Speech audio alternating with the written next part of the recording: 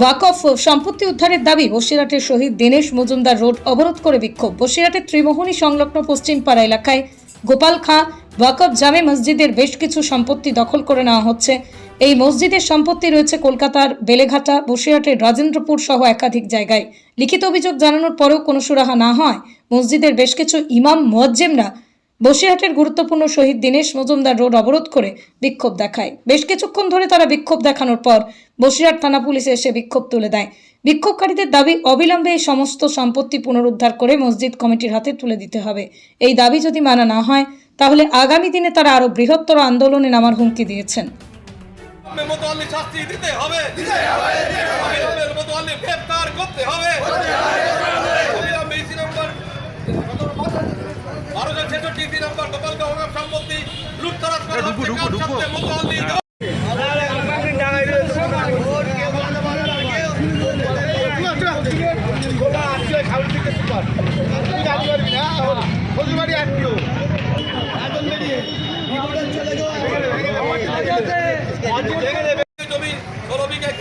সম্পত্তির টাকা প্রতি বছর তুলে নিচ্ছে, মসজিদে জমা দিচ্ছে না। আমাদের রাজেন্দ্রপুর জলকরের টাকা মসজিদে জমা হচ্ছে না কেন? মোতাল্লি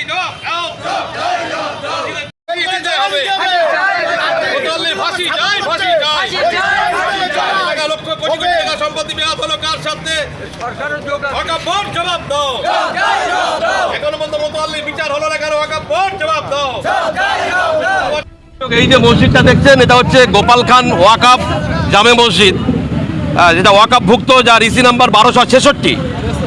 এই মসজিদের প্রচুর সম্পত্তি আছে কলকাতা শহরে, কলকাতা কর্পোরেশনের মধ্যে বেলেঘাটার মতো জায়গায়, একদম বেলেঘাটা সরকার মাঠের পাশে 12 নম্বর খোদাগঞ্জ লেনে আর কি, একদম মেন রাস্তার ধারে সরকার মাঠের পাশে। সেখানে 21 কাঠা মানে 1 বিঘে 1 কাঠা সম্পত্তি যেটা আছে, দীর্ঘদিন ধরে ছিল সেই সম্পত্তি।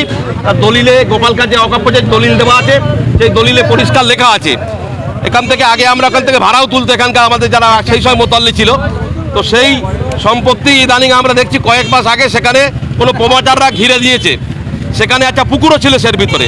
সেই পুকুরটা এর আগে ওখানকার কলকাতার মানে রাজ্যসভার প্রাক্তন এমপি মাননীয় প্রশান্ত সুরের এমপি লজের টাকা দিয়ে সে পুকুরের ঘাটও বাঁধানো হয়েছে।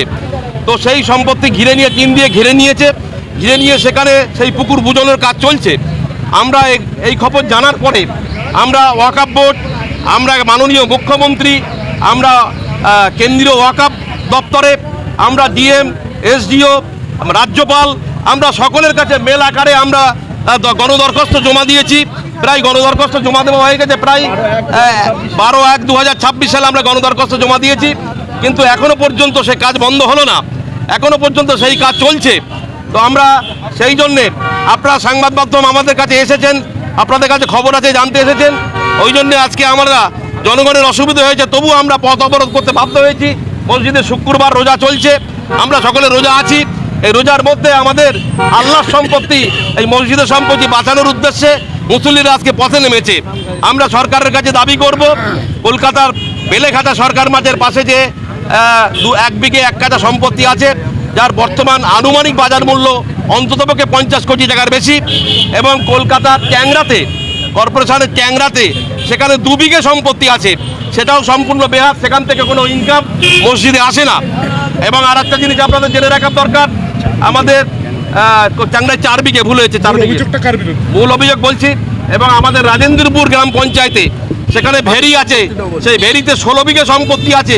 সেখানে প্রতি বছরে প্রায় 18,000, 20,000 এক বছর একরকম সেখানে লিজের টাকা, সেই 16 বিঘে লিজের টাকা, সেই টাকা বর্তমানে যিনি মোতাল্লি আবুল কালাম খাঁ, সেই টাকা তুলে নিচ্ছে, আত্মসাৎ করছে।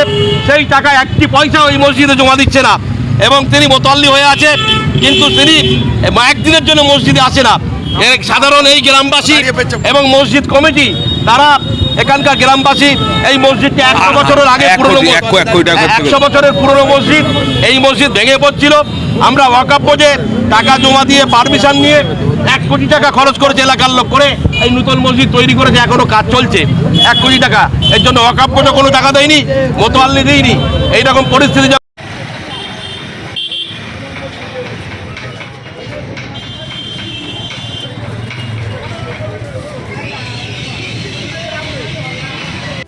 কালাম খান গ্রেফতার হবে আমাদের এই মসজিদের সম্পত্তি 16 বিঘা সম্পত্তি দিদি জবাব দাও। ওয়াকফ সম্পত্তি কলকাতা বেলেঘাটায় কোটি কোটি টাকা সম্পত্তি বেয়াদ হলো। ইলেকট্রিক ব্যাটারি গাড়ির showroom Rifa auto trading centre, স্থান বাঁকড়া, শাহান্দির দরগাঁও, বয়লানি বাজার।